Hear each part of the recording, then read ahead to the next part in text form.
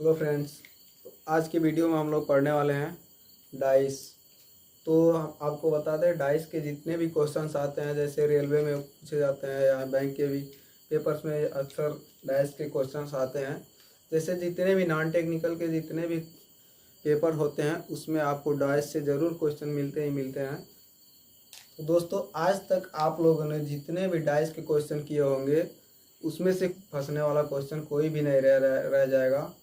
आप किसी भी तरह के डाइस के क्वेश्चंस आते हैं उसको बहुत ही आसानी से और सरल तरीके से कर लेंगे। तो आप बने रहिए हमारे वीडियो के साथ, अंत तक देखिए और आपको पूरी वीडियो पूरी कंसेप्ट के साथ आपको सीखने को मिलेगा। तो आप देखिए, यहाँ पे डाइस हम लोग स्टार्ट करते हैं। तो इसके पहले आप अगर हमारे चैनल पे नए हैं तो हमारे चैनल को सब्सक्राइब करें और ज़्यादा से ज़्यादा अपने दोस्तों में शेयर करें जिनको इस टॉपिक की आवश्यकता हो, जैसे जिनको रीजनिंग की टॉपिक को पढ़ने के लिए आवश्यकता हो।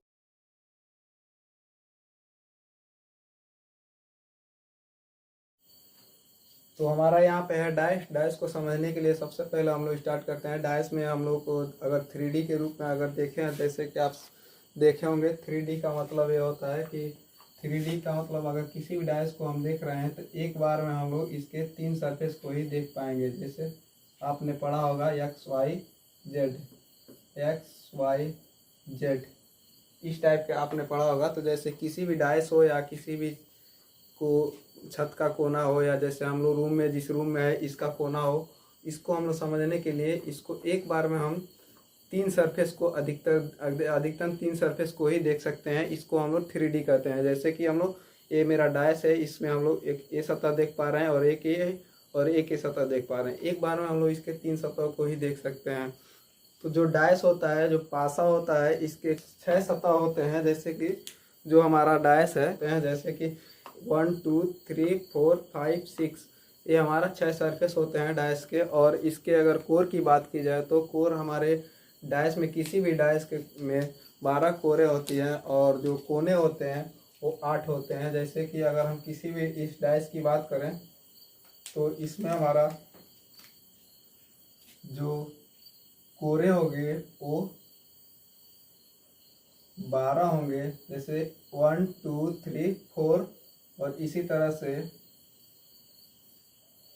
4 सतह ये हो जाएंगे, 4 कोरे ये हो जाएंगे, 8 हो गए। और एक ये जो कोरे हो जाएंगे 9 9, और एक कोरा बचा 10, और एक 11, और एक 12। तो किसी भी डाइस में हम लोग देख सकते हैं कि 12 कोरे होते हैं। और जो कोने होते हैं, किसी भी डाइस के जो कोने होते हैं वो 8 कोने होते हैं। जैसे 1 2 3 4 5 6 7 8। तो ये हमारे कोने हो गए। किसी भी डाइस में 8 कोने होते हैं। जैसे ये हमारा डाइस है, इसके जो फलक हैं इसमें 6 फलक होते हैं, 6 सतह होते हैं। जैसे 1 2 3 4 और 5, नीचे वाला 6। इसको हम एक साथ 6 सरफेस को कभी नहीं देख सकते हैं। जैसे कि हमारा एक साथ इसमें 3 सरफेस को ही देख पा रहे हैं। तो कभी भी हम एक डाइस को, एक पासा को, उसके 3 सरफेस को ही हम देख सकते हैं। जैसे 1 2 3, इसी को हम देख सकते हैं। अगर हमको किसी डाइस के, किसी पासा के 6 सरफेस को देखना है तो हमें कम से कम 2 डाइस की आवश्यकता पड़ेगी।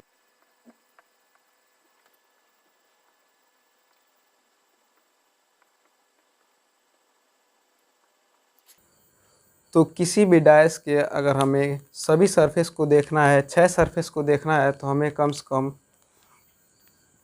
2 डाइस की आवश्यकता पड़ेगी। जो जैसे 1 2 3 4 5 6, ये जो डाइस के नंबर्स हैं इसमें कलर भी हो सकते हैं या अल्फ़ाबेट के लेटर्स भी हो सकते हैं। जैसे A B C D E F, alphabet के लेटर्स भी हो सकते हैं, या कोई चिन्ह हो सकता है, स्पेशल सिंबल हो सकता है, या कोई डॉट डॉट करके हो सकता है। जैसे आपके लीडो में होता है, बचपन में आपने जो लीडो खेला था उसमें जो कलर्स होते थे, जैसे इस तरह से दिए होते थे, या स्टार करके दे दिया जाएगा, या गोला, या नंबर से दे दिया जाएगा। इस तरह का आपका कोई भी सिंबल दे सकता है। जो पासा है इसके विपरीत सतह को एक बार में हम लोग इसके विपरीत सतह को नहीं देख सकते। जैसे पासा है, इसके ऊपर के सतह को अगर हम लोग देख रहे हैं तो इसके नीचे के सतह को एक साथ नहीं देख सकते। डैश जो होता है हमारा वो दो प्रकार का होता है। जो हमारा पासा होता है वो दो प्रकार का होता है। पहला इसका है सामान्य पासा,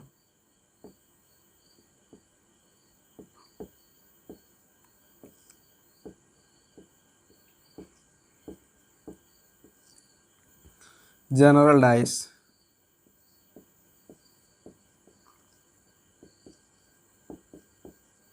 और जो इसका दूसरा है वो है मानक पासा।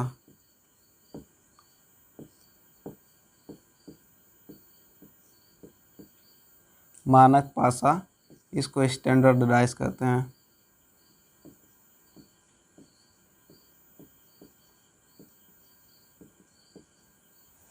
स्टैंडर्ड डाइस में हम लोग पहले सामान्य पासा को पढ़ेंगे। तो सामान्य पासा,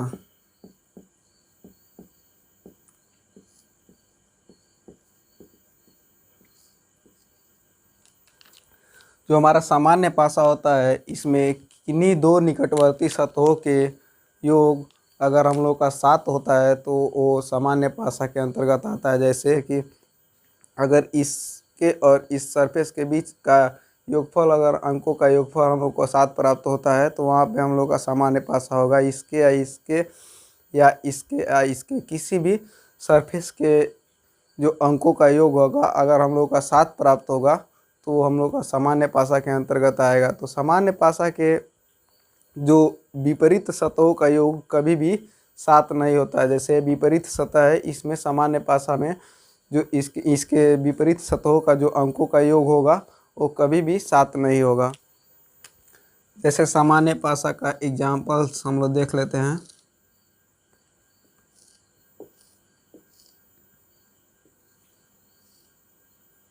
यहाँ पे 1, 5, 6, इसमें हम लोग का इसके और इसके बीच में, इसके निकटवर्ती सतहों के बीच में हम लोग का 7 नहीं प्राप्त हो रहा है, लेकिन इन दोनों निकटवर्ती सतहों के बीच में हम लोग का 7 प्राप्त हो रहा है। 1 + 6 = 7।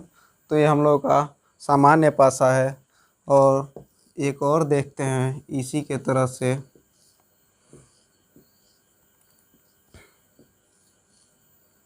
इसमें 3, 4, 5, इसमें हम लोग का इन दोनों सरफेस के बीच, इन दोनों निकटवर्ती सरफेस के बीच और इन दोनों निकटवर्ती सतह के बीच हम लोग का 7 नहीं प्राप्त हो रहा है, लेकिन जो ए निकटवर्ती सतह है इनके बीच का योगफल हम लोग का 7 प्राप्त हो रहा है। 4 + 3, तो ये हम लोग का सामान्य पासा के अंतर्गत आएगा।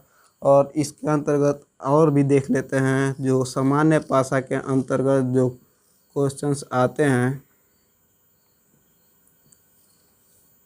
सामान्य पासा जो होता है 2, 5, 6, यहाँ पे भी हम लोग को इसके बीच में हम लोग का 2 और 6 का योगफल नहीं होगा। 5 और 2 जो निकटवर्ती सतह है इनके बीच का योगफल हम लोगों का 7 होगा। तो ये जो है हम लोगों का सामान्य पासा के अंतर्गत। जो दूसरा इसका टॉपिक है वो है मानक पासा।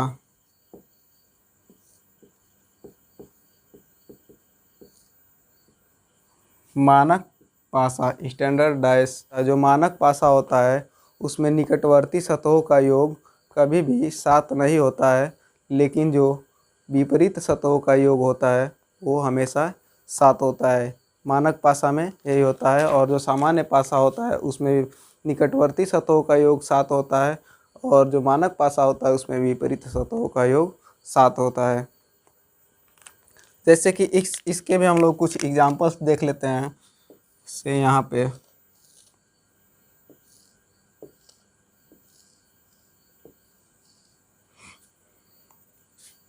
1, 2, 3, तो इसके किसी भी निकटवर्ती सतहों का योग हमारा 7 नहीं प्राप्त होगा। एक और देख लेते हैं इसका।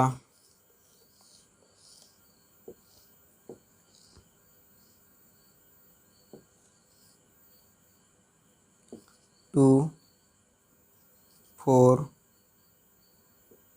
6। यहाँ पे भी जो हम लोगों का है इसमें भी किसी भी निकटवर्ती सतहों का योगफल हम लोग का 7 नहीं प्राप्त होगा, लेकिन इसमें इसके विपरीत सतहों के योग हम लोग का 7 होता है। तो इसके अनुसार हम लोग इसमें जो मानक पासा होता है इसके विपरीत अंक हम लोग ज्ञात कर सकते हैं कि विपरीत अंक क्या होगा, परंतु जो सामान्य पासा होता है उसके विपरीत अंकों का हम लोग विपरीत सतहों का अंकों का अंक जो होगा उसको हम लोग नहीं ज्ञात कर पाएंगे। जैसे इसमें विपरीत सतहों का योग हम लोगों का 7 होता है, तो जो 1 है इसके पीछे वाला जो साइड होगा, जो हम लोग का 1 है इसके पीछे वाला जो साइड होगा वो यहाँ पे उसका योग 7 होगा। तो 1 + 6 = हम लोग का 7। तो जो 1 है इसके पीछे 7 होगा, और जो 2 है तो 2 + इसके पीछे 5 होगा बराबर 7। इसी तरह से 3 + 4 = 7। तो जो इनके सभी सतहों के विपरीत सतहों का जो अंकों का अंक है वो हम लोग प्राप्त कर सकते हैं। जैसे 2 है यहाँ पे 2 + 5 = 7। तो 2 के पीछे हम लोग का 5 होगा, और जो 4 है 4 के पीछे 4 + 3 इसके पीछे